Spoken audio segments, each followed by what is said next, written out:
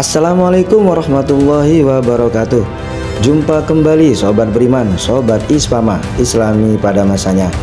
Semoga sobat beriman dirahmati Allah dan berkah umur serta sejahtera bersama keluarga. Amin amin ya mujibas sa'ilin. Pada kesempatan kali ini kita akan mengulas salah satu peristiwa monumental dalam sejarah Islam, yaitu pertempuran Badar. Peristiwa ini terjadi di bulan Ramadan, bulan yang penuh berkah, bulan di mana Al-Quran pertama kali diturunkan di malam yang penuh keberkahan atau biasa disebut malam Lailatul Qadar. Dan bulan ini di mana umat Islam diberikan kemenangan besar dalam pertempuran pertama mereka melawan kekuatan kafir Quraisy. Perang Badar bukan sekedar pertempuran fisik, tetapi juga menjadi simbol pertarungan antara kebenaran dan kebatilan, antara iman dan kesombongan. Dan di samping itu ada kaitannya dengan rahasia Lailatul Qadar. Penasaran dengan hubungan pertempuran Badar dan Lailatul Qadar? Yuk simak videonya sampai habis.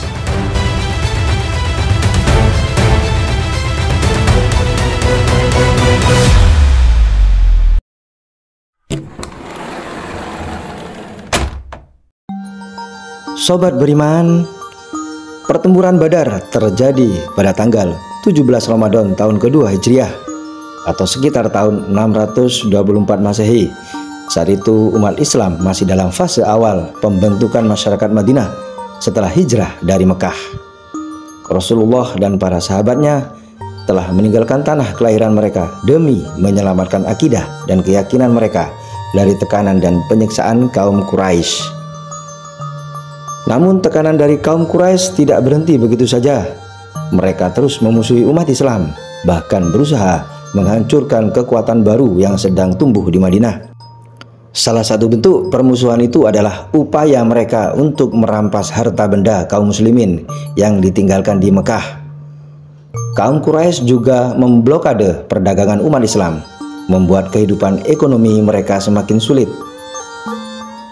Pada suatu hari, Rasulullah mendapatkan informasi bahwa kafilah dagang Quraisy yang dipimpin oleh Abu Sufyan bin Harb sedang dalam perjalanan pulang dari Syam, Suriah, menuju Mekah.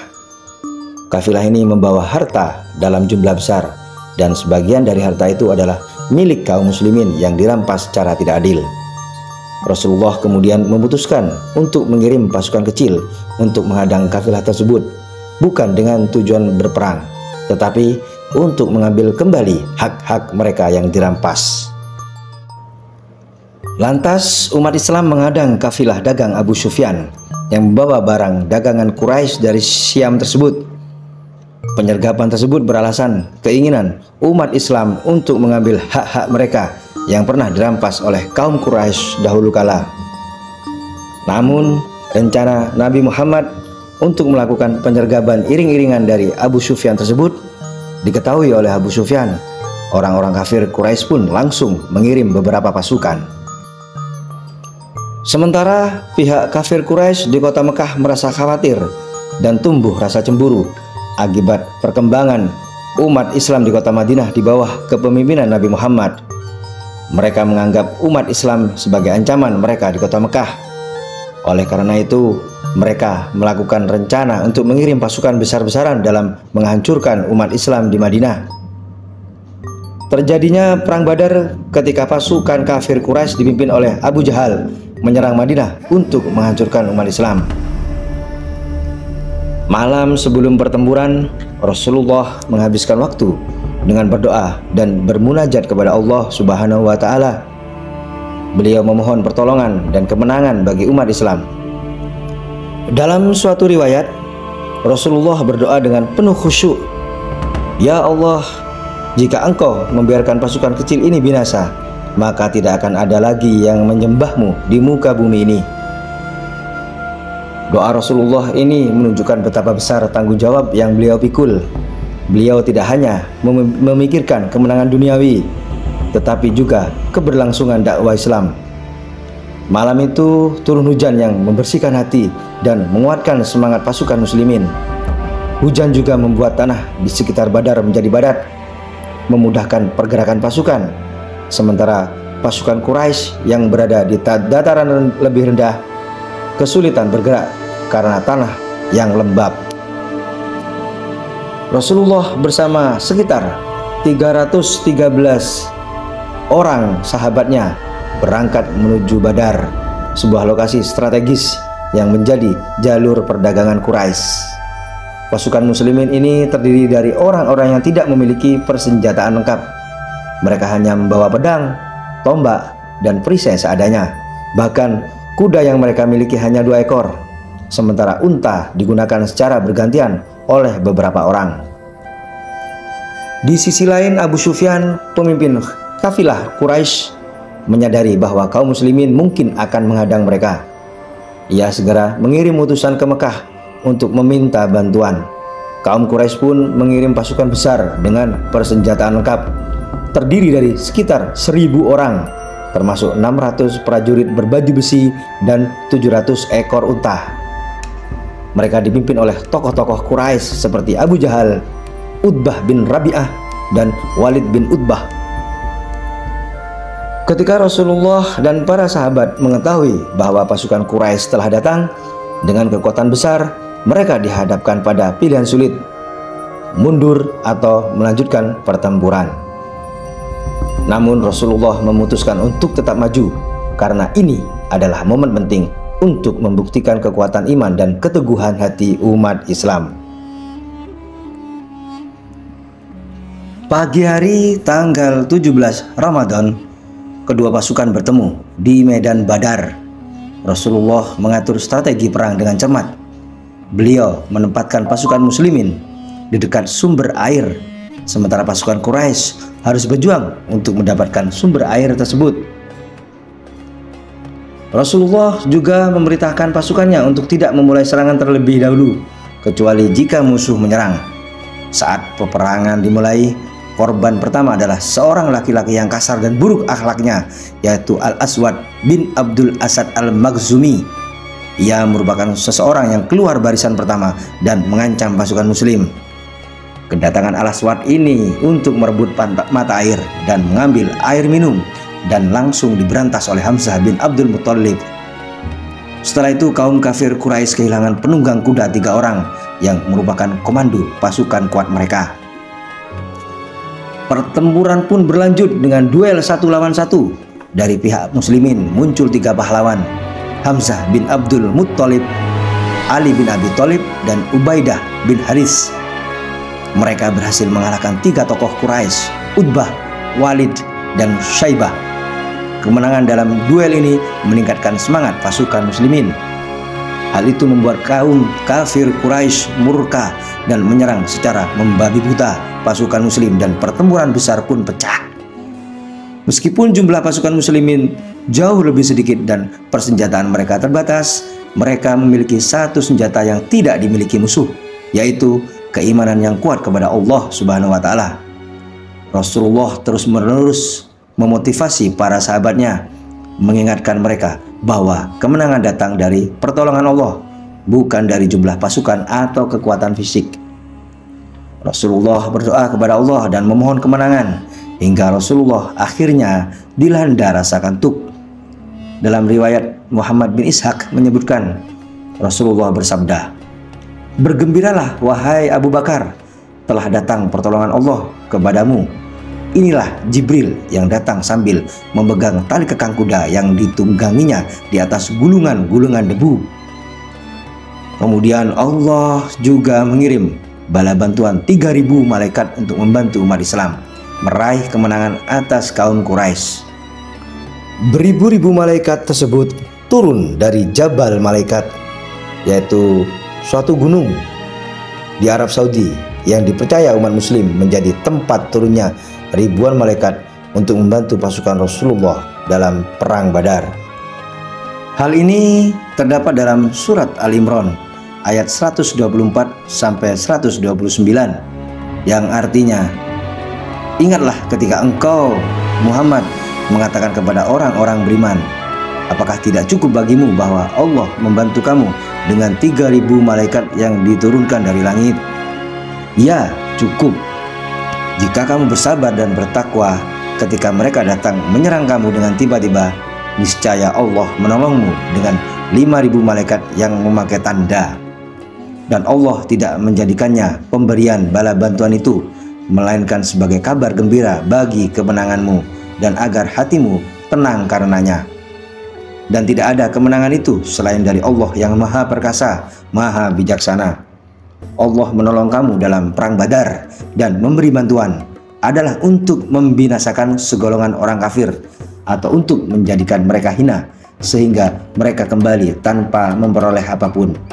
Itu bukan menjadi urusanmu Muhammad, apakah Allah menerima tobat mereka atau mengazabnya, karena sesungguhnya mereka orang-orang zalim. Dan milik Allah lah apa yang ada di langit dan apa yang ada di bumi. Dia mengampuni siapa yang Dia kehendaki dan mengazab siapa yang Dia kehendaki. Dan Allah Maha Pengampun lagi Maha Penyayang. Terkait hal ini juga termaktub dalam surat Al-Anfal ayat 9. Allah berfirman yang artinya, "Ingatlah ketika kamu memohon pertolongan kepada Tuhanmu, lalu Dia mengabulkan permohonanmu. Sesungguhnya aku akan mendatangkan bala bantuan kepadamu dengan 1.000 malaikat yang datang berturut-turut." Pertolongan Allah datang dalam bentuk malaikat yang turun ke medan perang. Pasukan muslimin merasakan kekuatan dan keberanian yang luar biasa. Mereka berhasil mengalahkan pasukan Quraisy dengan gemilang. Abu Jahal, tokoh Quraisy yang paling memusuhi Islam, tewas dalam pertempuran ini. Sekitar 70 orang Quraisy terbunuh, sementara 70 orang lainnya ditawan. Di pihak muslimin hanya 14 syuhada yang gugur. Setelah kemenangan kaum muslimin tersebut, posisi Nabi Muhammad semakin diperhitungkan dan sangat dihormati. Keberadaan kaum muslim yang semakin kuat membuat pihak yang tidak senang dengan kaum muslimin mulai merasa terancam. Kemenangan ini juga membuat yang awalnya suku-suku masih kafir semakin yakin dengan Nabi Muhammad dan berlomba-lomba untuk mengucap kalimat syahadat. Islam pun semakin kuat dengan bertambahnya jumlah kaum muslimin. Selain itu, seusai perang Badar, kaum muslimin mendapatkan ghanimah, harta rampasan perang yang sangat membantu sistem perekonomian kaum muslim di Madinah. Akhirnya dakwah Rasulullah semakin mudah untuk menyebarkan agama Islam. Kemudian Imam Abu Ja'far bin Jarir At-Tabari dalam kitabnya Shahih At-Tabari meriwayatkan keterkaitan pertempuran Badar ini dengan rahasia malam Lailatul Qadar, yaitu kalian carilah Lailatul Qadar di malam ke-19 bulan Ramadan, karena sesungguhnya malam ke-19 tersebut adalah malam perang Badar. Riwayat tersebut menggabungkan Lailatul Qadar dengan Lailatul Badar, malamnya perang Badar. Artinya, para sahabat merasakan pengalaman spiritual di malam perang Badar yang mereka bawa ke medan perang. Pengalaman spiritual ini yang membuat mereka meningkatkan ibadah mereka di bilangan ganjil tertentu. Mereka mendasarkan pengalaman di malam Badar sebagai ciri bahwa Lailatul Qadar tidak jauh dari sekitar itu. Sayyidina Kharijah bin Zaid bin Sabit menceritakan, sesungguhnya ayahnya Zaid bin Sabit tidak menghidupkan malam di bulan Ramadan seperti halnya ia menghidupkan malam ke-19 dan ke-23 sampai terlihat pucat wajahnya karena tidak tidur. Kemudian seseorang mengatakan itu kepadanya, lalu ia berkata, sesungguhnya Allah Azza wa Jalla telah memisahkan di antara yang hak dan yang batil di pagi harinya, yaitu malam ke-19 atau malam ke-23. Riwayat ini disebutkan juga dalam Tarikh Al-Tabari. Perkataan telah memisahkan antara yang hak dan yang batil di pagi harinya merujuk pada perang Badar. Karena di pagi harinya tersebut, ketika perang terjadi, meski kalah jumlah dan perlengkapan, pasukan muslim berhasil mengalahkan tentara Quraisy. Anugerah dan nikmat ini yaitu memenangi Perang Badar, dianggap oleh Sayyidina Zaid bin Sabit sebagai salah satu pertanda Lailatul Qadar. Karena itu Sayyidina Zaid bin Sabit akan menghidupkan malam ke-19 dan ke-23 melebihi malam lainnya. Tindakan semacam ini hanya mungkin dilakukan oleh orang yang merasakan langsung pengalaman spiritual di malam Perang Badar. Dalam riwayat lain, Sayyidina Abdullah bin Mas'ud menyarankan agar umat Islam mencari Lailatul Qadar di tanggal ganjil seperti malam 17, 19, dan 21. Imam Al-Aswad dan Alqamah bercerita bahwa Sayyidina Abdullah bin Mas'ud menafsirkan ayat Quran Surat Al-Anfal ayat 41, yaitu bertemunya dua pasukan sebagai Perang Badar. Perang Badar terjadi di sekitar tanggal ganjil yang disebutkan sebelumnya, sehingga ia memprediksi Lailatul Qadar jatuh tidak jauh dari Yaum Badar atau malam Perang Badar. Riwayat ini semuanya disarikan dari kitab As-Sahih Tarikh At-Tabari. Demikianlah keterkaitan spiritual antara pertempuran Badar dengan rahasia malam Lailatul Qadar yang disebut juga Lailatul Badar wal Lailatul Qadar. Dan semoga nanti di saat malam tersebut tiba, kita bisa mendapatkan kenikmatan berkah yang tiada terhingga karena tercermin dari kisah pertempuran Badar yang penuh hikmah, sehingga kita bisa mencapai qadar yang nyata. Amin amin ya rabbal alamin. Terima kasih Sobat Beriman telah menyaksikan video seru ini.